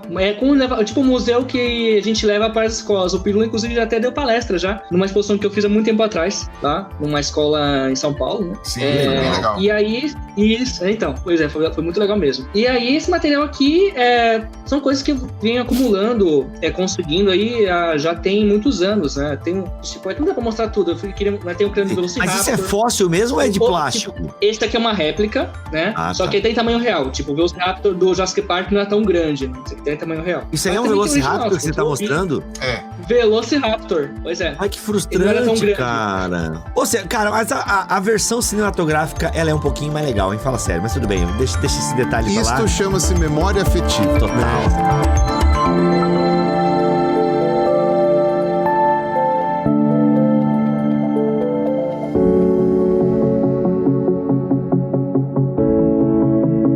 Isso é uma coisa legal que o Rodrigo tocou, é que a reconstrução dos dinossauros de 20 anos atrás, ou de 30, no caso Jurassic Park já tem 30, é que era parte do que era o conhecimento na época. A ciência avança. Então, por exemplo, quando você descobre coisas novas, né, o espinossauro, por exemplo, ele mudou muito de figura, né, de reconstrução ao longo das décadas. Por quê? Porque a gente foi descobrindo o bicho mais completo. A gente sabia um pedaço do bicho, uma parte foi destruída na Segunda Guerra, depois foi descobrindo outros pedaços e tal. Isso é uma prova de que o pessoal fala, o paleontólogo pega um pedacinho de osso e inventa que aquilo ali é sei lá, um bicho inteiro. Não, ele não inventa. Se ele só tem um pedacinho de osso, ele fala, não tenho a menor ideia do que é isso. Se é isso que ele tem. Ou então, eu sei que isso é uma ponta de fêmur. Do que? Não tenho a menor ideia. Eu só sei que é uma ponta de fêmur, né? Agora, quando você vai descobrindo coisas novas sobre esses bichos, você vai ver, tem dinossauro que a gente ficou 30, 40 anos sem ter a menor ideia de como era a cabeça do bicho. Não sabia. E aí você fazia umas reconstruções artísticas, você inventava, mas era licença poética. Depois, quando descobriram, falava, que legal. Resultado, 40 anos de desenho errado, de reconstrução errada, de filme errado, de revista em quadrinho errada, de coisa, né? Então, paciência, né? Exemplo que você ia dar, Rodrigo? Um exemplo que ia dar é um dinossauro chamado Dinocheiros, né? Acho que eu devo até a réplica dele aqui pra fazer um... É o seguinte, encontraram os braços dele só a princípio, né? Braços enormes, com garras ali, e não tinha o resto do animal. Então, eles começaram a comparar com animais, com dinossauros que eram aparentados, e reconstruíram ele com uma aparência, com um pescoço comprido e tal, referente a um avestruz, que tem um grupo de dinossauros chamados Ornitomimossauros, que tinham um pescoço longo, pernas compridas, que a aparência lembrava um avestruz, né? E reconstruíram ele assim, com um avestruzão grandão com os braços, né? Aí, em 2017, encontraram ele incompleto. Ele tinha um bico parecido com o de um colhereiro, achatado, braços assim desproporcionais e uma espécie de corcova aqui. Isso é um flamingo, velho, que deu errado. Então, eu vi fazendo um flamingo, e o corpo emplumado, claro. Um bicho Fora muito que ele era feio. bem robusto. É um troço esquisito. Agora, como poderia imaginar que o bicho era assim, apenas com os braços, né? O cara tinha que ter muita imaginação pra imaginar que o dinossauro era assim, e era assim, né? Agora, é que assim, ó, a gente falou aqui, eu vou repetir na piada ruim, mas é que o Velociraptor, por exemplo, é bem mais legal como o Hollywood fez, né? Porque, um Velociraptor com pena não daria tanto medo assim, né? Você nunca fez falcoaria, né, Bigo? Nunca fiz, mas eu tô ligado. Você nunca ficou do lado de uma águia, não, né? Não dá medo, não. Você nunca... não precisa ir longe. Você nunca viu um casuar, né? Não, isso eu não sei o que é. O que é um casuar? Mesmo um avestruz, é um bicho que dá medo. O avestruz chega a 2,5 metros de altura. Vocês me convenceram. O casuar é um bicho da Nova Guiné, também tem na Austrália, que ele é considerado a ave mais perigosa do mundo. Ele Vou tem botar aqui, casuar. Uma garra desse tamanho no dedo. O dedo dele, o segundo dedo do pé é basicamente só uma garra, né? E ele estripa quando ele ataca. Ele é muito agressivo, principalmente as fêmeas são agressivas, né? Quando tem ovo e tal. E assim, o bicho, ele pula e ele fura com aquela garra. E aí, tipo assim, ele abre um rombo na pessoa, né? Os nativos da Nova Guiné morrem de medo. Teve um americano maluco que morreu no ano passado, porque ele tinha um casuar em casa. Como que esse cara conseguiu um casuar pra ter em casa, eu não sei. Só nos Estados Unidos. Caraca, eu tô vendo aqui, velho. Realmente o bicho pula, enfia a coisa na tripa. Resultado, o cara foi encontrado morto em casa. Por que será? Com os intestinos tudo pra fora. Nossa senhora, que gênio, né? O cara foi dar comida pro bichinho, o bicho estripou ele. Cheio de pena. Você tenha medo do que quiser, rapaz, mas só que eu acho que não é tão... Caraca, o negócio é tão sério que o Pirula falou Nossa Senhora aqui, fica registrado pros altos da podosfera, hein? Agora para imaginar uma ave tão terrível quanto essa, com braços, com garras também e dentes afiados. Dá medo. É de noite ainda, acho que dá um pouco mais de medo. Ô, gente, vamos entrar um pouquinho aqui na parte bíblica aqui. Existem muitas perguntas em relação a isso, Victor. Onde os dinossauros estão na Bíblia, né? Por tudo que a gente já ouviu aqui, os dois especialistas, né? Aliás, o Rodrigo não é um especialista, mas é um amante que manja bastante do tema. O Pirula é um especialista e tal, né? Estudou bastante essa parada aí também. O Pirula tem diploma, o Rodrigo ainda não. Acho que é só essa a diferença. Basicamente. Mas, ô Vitor, pelo que a gente ouviu deles aqui, a gente não consegue encaixar dinossauros, pelo menos, né, os clássicos, né? Já entendi que a gente come dinossauro aí, mas os clássicos, né? Os clássicos dinossauros a gente não teve uma convivência tal como muitos criacionistas dão a entender, até tem um museu da criação, depois até o Pirula fala um pouco lá desse museu e tal, né? Coloca dinossauros e seres humanos convivendo lado a lado. A gente tem criacionistas colocando dinossauros na Arca de Noé, ou ovos de dinossauro na Arca de Noé, enfim. Como é que a gente lida com isso, Vitor, em termos de relato bíblico e a ciência, né? Já que a gente sempre procura aqui no Bibotalk, na BC2, fazer essa relação da fé e a ciência, e a gente diz que não há conflito entre fé e ciência, né? Como é que a gente lida com essas informações aí e o relato bíblico? Só pra essa fogueira que você me chamou, Bibo? Tá bom, então. Só pra isso, cara. Na verdade, muito obrigado por mesmo cansado você estar aqui. A gente dá um jeito. A gente dá um jeito nesse angu de caroço aí, nesse caroço de angu, na verdade. Vamos lá. Isso é a voadeira desse bicho aí, do Cazuelo aí, Não, Pazuelo é o Cazuar. Cazuelo. Ô, Bibo. Ato falho. É o Pazuar. É o Pazuar.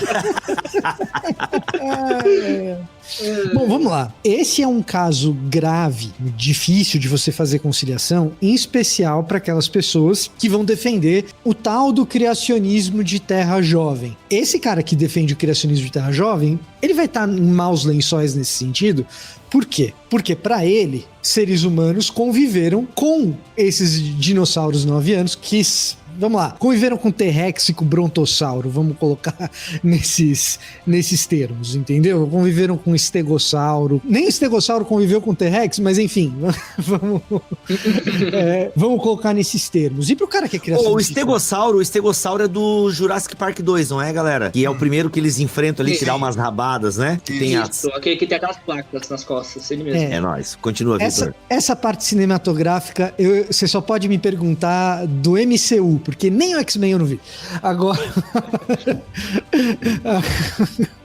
eu não lembro mais, gente. Minha memória pra filme é horrorosa. Force Class é muito bom. Diferente do Pirula, que lembra da cena do Jurassic Park 1, minha memória pra filme é um horror. Mas assim, ó, vamos lá. Pra quem é um criacionista de terra jovem, de fato, o cara vai ter um problema sério, porque ele vai ter que encaixar essas coisas. Pra alguém que não é criacionista de terra jovem, esses problemas são menos graves. Por quê? Porque é o seguinte... Se o ser humano não conviveu com esse tipo de dinossauro, não há por que ele ter relatado isso no texto bíblico. Ele não conviveu com esse tipo de bicho. Não há motivo para ele ter relatado isso. Agora, existem algumas coisas que não dizem respeito ao texto bíblico, dizem respeito ao intérprete, ao tipo de, vamos usar o linguajar técnico aqui, ao tipo de hermenêutica que o cara leva para o texto. Então, se o cara espera algumas coisas do texto, ele vai ter problemas. Por exemplo, se ele espera que o texto seja exaustivo quanto à descrição do universo, é claro que ele vai ter problemas. Ele não vai ter problemas só com a questão do dinossauro. Vai ter problema em relação a tudo. Porque o texto bíblico, ele é restrito a um determinado número de páginas. Seria impossível que esse texto fosse exaustivo quanto à sua descrição do mundo natural. Isso não vai acontecer. Esse é o primeiro ponto. ainda que a pessoa não creia nisso, se ela crê na Terra Jovem, ela vai ter um problema sério de dizer o seguinte, peraí, o cara conviveu com o bicho e não tem nenhuma descrição do bicho ali, e essas pessoas que creem num criacionismo de Terra Jovem vão tentar encaixar em algumas passagens bíblicas descrições desse tipo de animal, que são algumas, vamos dizer assim, forçadas de barra. O que acaba acontecendo é o seguinte, se eu não creio que eu vou encontrar nas páginas do texto bíblico uma descrição exaustiva do mundo natural, nem creio num criacionismo de Terra Jovem, eu teoricamente não tenho tantos problemas com essa questão de dinossauros ou não dinossauros. A pergunta é possível crer em algo que não seja o tal criacionismo de Terra Jovem? O texto bíblico permite crer em algo que não seja esse criacionismo de Terra Jovem? E aí nós vamos ter uma outra discussão, que não diz respeito propriamente aos dinossauros, diz respeito à abordagem que alguém vai ter do texto bíblico. Em especial, a abordagem que alguém vai ter a respeito do relato da criação, vai voltar para aquela história da abordagem interpretativa que alguém vai ter de Gênesis capítulo 1, 2 e 3 também, claro, do relato da criação. E se esse relato da criação deve ser lido de maneira literal ou não? Bom, para explicar isso de maneira sucinta, mas pelo menos no máximo de abrangência que eu consegui num tempo curto, eu tenho que voltar naquilo que o próprio Pirula colocou pra gente como ilustração a respeito dos venezuelanos, tá? Então, vamos recapitular o que o Pirula falou aqui. Num dado momento da história, se você perguntasse por um determinado grupo de venezuelanos o que eles acham do Hugo Chávez, talvez você fosse encontrar ali meio a meio, metade que gosta, metade que odeia. Mas, se você perguntou para 5 venezuelanos que você conhece e todos eles responderam que eles odeiam o Hugo Chávez, ou que amam, sei lá, mas vamos pegar que odeiam só por caso do nosso exemplo aqui, talvez você saia com a impressão de que o Hugo Chávez é odiado por todos os venezuelanos. Quando a gente olha para o universo do texto bíblico, a gente pode se deparar com casos desse tipo. A Bíblia foi escrita, quando eu estou falando da Bíblia, aqui eu estou falando especificamente da Bíblia hebraica, tá? Do nosso Antigo Testamento, do que os judeus chamam de Tanakh, né? Torá, Neviim, os profetas, Ketuvim, os escritos. Quando a gente olha para a Bíblia hebraica, ela foi escrita no Antigo Oriente Próximo, composta ali no Antigo Oriente Próximo. E aí, o que acontece? No Antigo Oriente Próximo, a gente tem um corpo de documentos textuais que não é exatamente assim muito abundante. A gente tem documentos textuais desse período, mas é um corpo de documentos textuais que não é exatamente assim uma parada que te deixe saber muito a respeito do Antigo Oriente Próximo. Hoje, século XXI, a gente sabe muito mais do que a gente sabia durante o século XX, que por sua vez, no século XX eles sabiam muito mais do que no século XIX, e no século XIX eles já sabiam muito mais a respeito desse período do Antigo Oriente Próximo do que se sabia em qualquer outro período somado. Tá? Então, a quantidade de documentos textuais que a gente tem desse período descobertos nos últimos 200 anos é fabuloso. Ainda assim, tem muita coisa que a gente não sabe. Com esse muita coisa que a gente não sabe, já é possível a gente conjecturar algumas coisas, tá? Como, por exemplo, conjecturar que a cosmologia típica daquele ambiente, com esses poucos documentos que a gente tem, é uma cosmologia que crê, sim, numa datação recente de criação e que crê em algumas outras coisas, como, por exemplo, a Terra ser plana, tá? Sim. Então, quando a gente olha para esses documentos textuais, a gente consegue conjecturar essas coisas. Entretanto, presta atenção no que eu acabei de dizer, conjecturar. Presta atenção nesse verbo. A gente consegue conjecturar que determinados grupos que resolveram escrever a respeito daquilo entendiam o universo dessa forma. Isso significa que o texto bíblico corrobora esse tipo de visão? Essa é uma pergunta que precisa ser feita, válida, legítima. E a resposta para ela não é simples. Por quê? Porque num certo sentido, sim, ela corrobora esse tipo de visão. Isso significa que Deus corrobora esse tipo de visão? A resposta é não necessariamente. Por que eu tô falando que num certo sentido, sim, ela corrobora com esse tipo de visão? Bom, o texto bíblico ele é escrito por homens do Antigo Oriente Próximo, e se nós temos uma leitura confessional do texto em que Deus inspira esse texto para falar com esses homens, no mínimo, Deus usa a linguagem que essas pessoas, que esses homens usavam, e entendiam para falar com eles. Isso é uma coisa que a gente precisa dizer. Então, quem tenta dizer que o texto bíblico não contém nenhuma passagem que fere a ciência como a gente entende hoje, ou as ciências naturais como a gente entende hoje, você tem que falar, pera, calma. Se você for ser honesto com o texto bíblico, como ele é, como um documento textual do Antigo Oriente Próximo, você precisa entender que tem passagens ali que a própria linguagem ofende a maneira como a gente entende algumas coisas. Dizer, por exemplo, que o sol parou. E querer impor uma alegorização em cima disso, desse tipo de episódio, para fazer isso encaixar com o que a ciência, com que as ciências naturais dentro da modernidade dizem, é corromper o que o texto traz ali no seu escopo. Agora, se alguém vai querer dizer, e para mim esse é o ponto essencial, se alguém vai querer dizer que o texto bíblico permite uma leitura em que o relato criacional aconteça em bilhões de anos e que o relato criacional permita uma conciliação com a teoria evolutiva por se manter em silêncio em relação a isso, por exemplo, o que eu gostaria de ver dessa pessoa? O que essa pessoa deveria me apresentar? Bom, eu gostaria que essa pessoa me apresentasse algum tipo de evidência externa de que fosse possível ler esse texto no Antigo Oriente Próximo, permitindo esse tipo de leitura.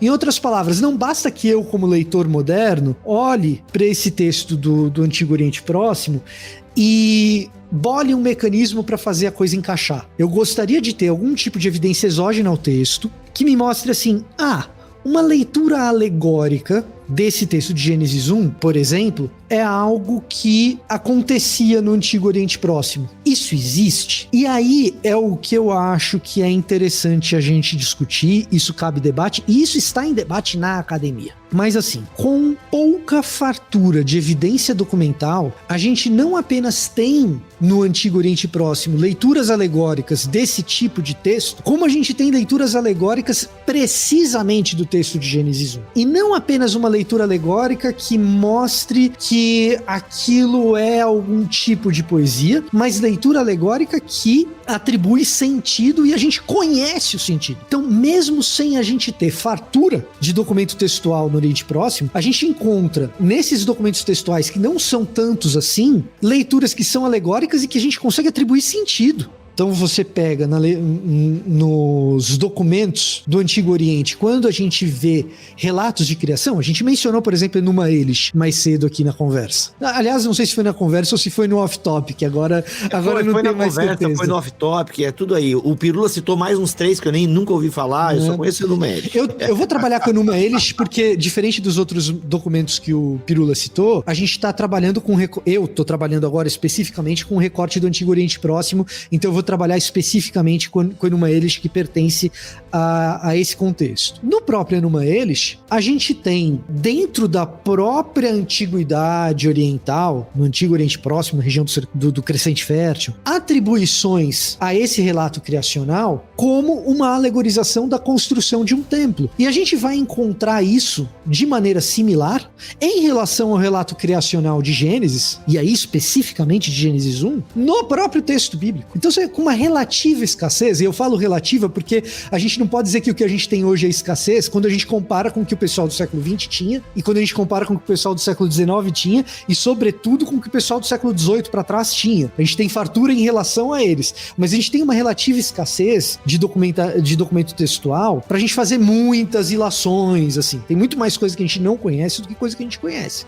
Mas com o pouco que a gente conhece, a gente já tem dentro do próprio material bíblico documento textual, como, por exemplo, documento textual de Êxodo 30 até o capítulo 35, de Isaías capítulo 51, quando a gente tem construção do tabernáculo e a relação da construção do tabernáculo com o tempo de descanso e com os dias da criação e o descanso de Deus, não apenas alegorizando a própria criação, mas dando sentido a ela. E lembrando que isso não é um argumento liberal, né? Antes que algumas pessoas acusam, a própria Vida Nova lançou o livro do Bill, é justamente essa harmonização, né? Como o relato da criação é harmonizado com a construção do templo, da tenda, do templo, indo até Apocalipse. Não, e assim, não tem nada a ver com liberalismo teológico, tá? Aliás, tem um episódio sobre liberalismo teológico nosso aqui, quem quiser entender. Liberalismo teológico tem a ver com Hegel, não tem nada a ver com o que a gente tá falando aqui.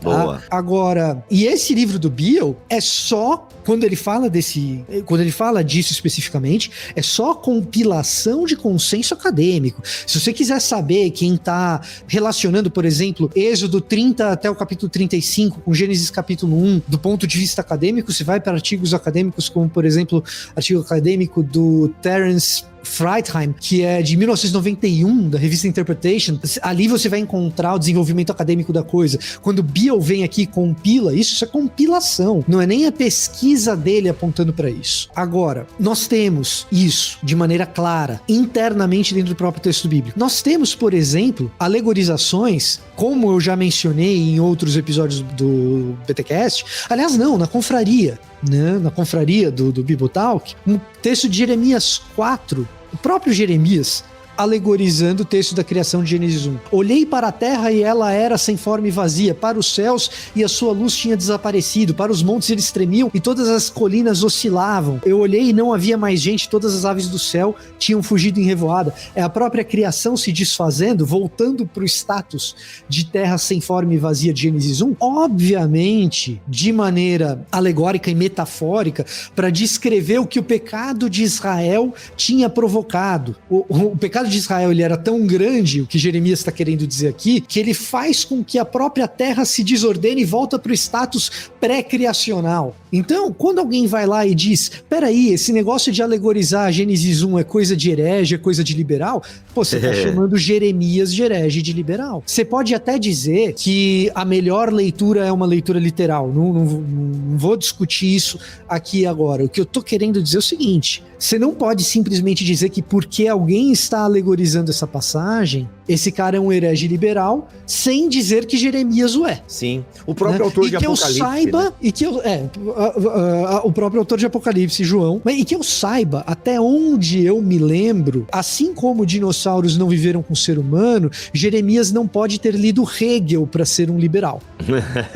Aí, isso é evidência exógena ao texto de Gênesis 1. Aí alguém pode me perguntar, e o que eu gostaria, o que eu esperaria também do texto? Eu gostaria de saber do texto se existe evidência interna daquele texto, e quando eu falo de evidência interna é muito mais complicado, porque aí eu estou falando de crítica literária, o terreno ele é muito mais ardiloso, mas existe evidência interna que pelo menos me permitiria olhar para aquele texto e imaginar, quem sabe, que o autor quisesse ter sido metafórico e talvez alegórico naquele próprio texto de Gênesis 1, e aí a gente vai para a própria estrutura literária do texto, e você vê a composição literária, e você diz, no mínimo, existe muita intencionalidade literária por parte do autor que redigiu o texto de Gênesis 1. Você pega, por exemplo, a maneira como os dias estão divididos. Eu acabei de mencionar o fato da Terra ser sem forma e vazia. Isso está em Gênesis 1, está em Jeremias 4, e o autor de Gênesis 1, ele vai dizer o seguinte, que nos 3 primeiros dias, a terra que era sem forma vai sendo esculpida. Então você vê o universo sendo criado, os céus e os mares sendo criados, como se tivessem sido esculpidos, aquilo que estava sem forma. No primeiro dia o universo, no segundo dia o céu, o mar, no terceiro dia a terra, e aí você vê uma correspondência naquilo que em poesia hebraica a gente chama de paralelismo, uma correspondência do 4º dia com o primeiro, só que não mais de escultura, mas agora de preenchimento. Então, se estava sendo dado forma àquele universo, no 4º dia, o que você vê são os luminares sendo colocados ali, aquele universo sendo preenchido, e no 5º dia que você tem ali o céu, o mar, você vai ver as aves e os peixes. Isso é um arranjo literário, gente, óbvio, um arranjo literário evidente. Óbvio eu não diria, mas óbvio para quem conhece literatura do Antigo Oriente Próximo. Mas evidente é, porque existe evidência. E uma correspondência entre o terceiro dia e o sexto. Então, assim, quando você olha para todas essas evidências, se alguém quiser argumentar que a melhor leitura é uma leitura literal, a gente pode entrar para um debate. O que não dá é para você dizer assim, não existe possibilidade de ler esse texto como se ele pudesse ser acomodado a uma leitura de uma criação de bilhões de anos, ou de um universo que existe há bilhões de anos. Ele pode ser acomodado, e isso não é uma acomodação moderna necessariamente. Ela pode ser, sim, endógena à antiguidade, não porque o autor antigo envisionasse a teoria da evolução, ou porque ele cresce que a Terra existe há bilhões de anos, mas simplesmente porque aquele texto não impõe ao relato criacional uma data específica ou um mecanismo específico literal de formação da vida, de origem. Ou seja, da vida. É uma leitura moderna de um texto antigo que com certeza não dá certo, né? Eu acho que, se eu entendi um pouco da tua fala, Victor, quem utiliza, né, o texto de forma alegórica até para acomodar a Bíblia com a ciência não está fazendo algo errado ou algo que não foi feito dentro da própria evidência interna, seria isso. O ponto é perfeitamente possível argumentar a favor de uma interpretação alegórica desse texto específico como a melhor leitura, endogenamente, exogenamente, com as evidências que ela apresenta, independentemente do que está acontecendo nas ciências naturais. Perfeito. Porque não é a preocupação do autor, né? Nem a preocupação do exegeta técnico. E isso precisa ficar claro. O cara que tá lá em Yale, o cara que tá lá em Harvard, o cara que tá em Oxford, em Cambridge, em Tübingen, e tá lidando com a exegese desse texto, ele não deveria estar preocupado, e a exigência acadêmica é que ele não esteja preocupado com o que acontece no mundo das ciências naturais. Com o que o Pirula falou no último vídeo dele, basicamente isso.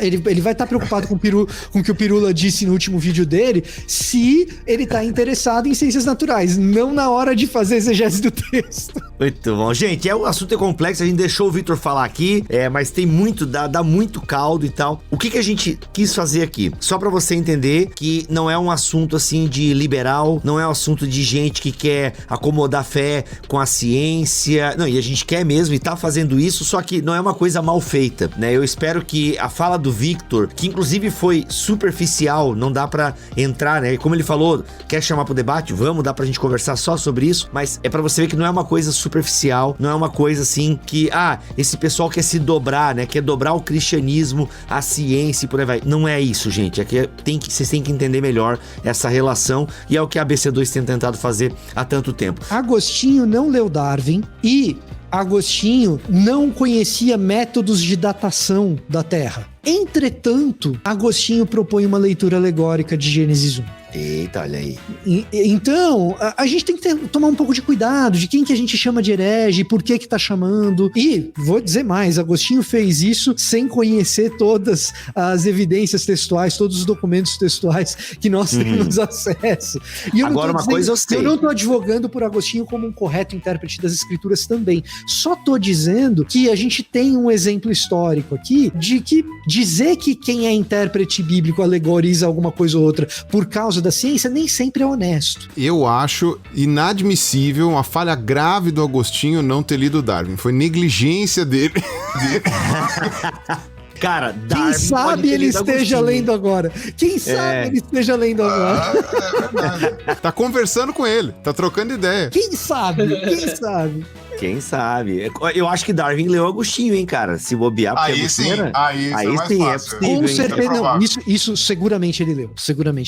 Ô, louco. Até porque ele ia ser teólogo, né? Ele chegou então a se ele ia ser teólogo, com certeza ele leu Agostinho, né? Porque a igreja, católicos e protestantes, amam Agostinho. Pirula, obrigado pela tua presença aqui, pela tua participação nesse podcast, cara. Muito obrigado mesmo por toda essa informação. Eu que agradeço, me chamem sempre que quiserem. Vocês verem que não esgotou o assunto. Você pode depois depois pegar as piores críticas feitas aí, a gente marca depois um intensivão só pra fazer um bate-bola, responder cada uma. A gente dá uma olhada aí. Não, eu vou te pegar. Eu acho que é uma boa, porque a gente não chegou a abordar todas as dúvidas, né? Se tem gente que duvida que dinossauro existiu, provavelmente algumas pessoas vão ficar meio encafifadas. A gente junta depois o que faltou e vai pro faz segundo round. outro, alguma coisa assim. O segundo round só de resposta. Muito bom. Mas eu gostei muito, adorei bastante, aí sempre gosto, me chamando, eu podendo, me chama que eu participo, não tem problema, e bola pra frente. Valeu, obrigado. Rodrigo, prazer te conhecer, meu irmão, legal que você tem um monte de acessórios aí, depois que a pandemia passar, quem sabe você vai num BTD lá, expor dinossauros pra galera lá, prazer te conhecer, meu irmão. Sim, o prazer é tudo meu, é uma honra estar participando aqui, também você Pirula, você Victor, Bibo também, obrigado mesmo pela oportunidade. E quando acabar a pandemia, quando tudo reabrir, a gente está pretendendo lançar uma exposição falando sobre ciência e fé, criação e evolução, focada nisso, uma exposição itinerante focada nisso. Vamos usar o Estevão para falar sobre esse assunto. Então, vamos lá, até lá a gente... Daquele jeito. Né, aproveitando fazer o jabá, né, para o pessoal se inscrever no canal do Mesozoico Zoado lá no YouTube, tá bom? Legal. E o Pirula também, gente, pra quem se... Aliás, o canal do Pirula é multifacetado, né? Tem ciência, tem política, tem pitaco de cultura pop, tem de tudo lá no canal do Pirula. Inclusive, sem ter o conhecimento do Vitor, na verdade, só dando orelhada, né, e coisa assim, eu comentei uma vez sobre essa questão de conciliação do Gênesis e tal, não sei o que, eu dei uma comentada em algo que lembra um pouquinho o que o Vitor falou, mas aí eu só fui apedrejado, tá certo, mas enfim. Então, mas Pirula, a gente também é apedrejado aqui desse lado, fica tranquilo, a gente apanha também, só que a gente é taxado até de não cristão por ter essa leitura alegórica, muitas vezes, do relato de Gênesis. O que é mais surpreendente, Pirula, só pra te... Mas tem uma diferença. Quando chega em religião, vocês podem dar carteirada. Isso é verdade. Eu, na questão de religião, aí a carteirada não vale pra mim, né? Lugar de fala, seu Pirula, né? Mas, cara, tu tem que usar o argumento do Felipe Figueiredo. Tu sabe que o Felipe Figueiredo, ele fica nos usando aí, né? Que quando chega no assunto de religião, ele fala, mas eu sou amigo do pessoal do Bibotalk. Então, assim, é bom ter uns pistolão, entendeu? É a coisa... E você ainda é amigo do Iago, entendeu?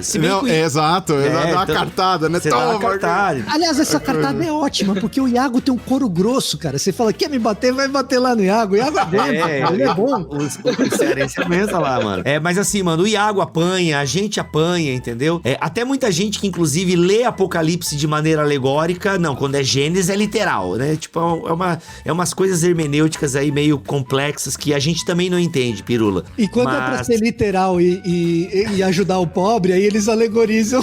Aí é alegoria. É uma confusão, Pirula. É a alegoria de Schrödinger. Alegoria de Schrödinger. Muito bom, cara.